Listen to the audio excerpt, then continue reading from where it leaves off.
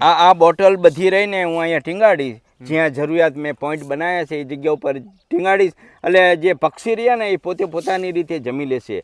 મારે એક સ્થળ ઉપર આવતા આવતા 8-10 દિવસ લાગી જાય છે. ટોટલી ધાંગધ્રા તાલુકાની અંદર 110 પોઈન્ટ છે આવા. એ પોઈન્ટ ઉપર હું બીજો રિટર્ન થઉં અને પહોંચું ત્યાં 10 દિવસ આશરે લાગી જાય. એટલે એના હિસાબે હું આ બોટલ મારા પોઈન્ટ ઉપર લગાવીને જાઉં છું, એટલે એ હાથે હાથે જમી લે.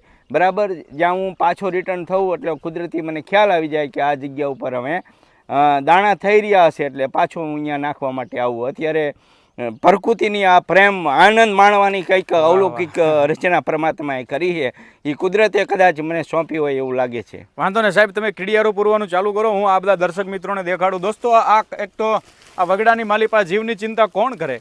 ત્યારે પોતે સાહેબે વર્ષો સુધી વન વિભાગમાં નોકરી કરી છે, સારામાં સારી ફરજ બજાવી છે, અને આ જીવ પ્રત્યેનો એમનો નાતો તમે જુઓ, કોઈ પ્રકારના સ્વાર્થ વગર બધું પોતાના ખર્ચે, અને 24 કલાક એમને આ પ્રવૃત્તિમાં રહેવાનું.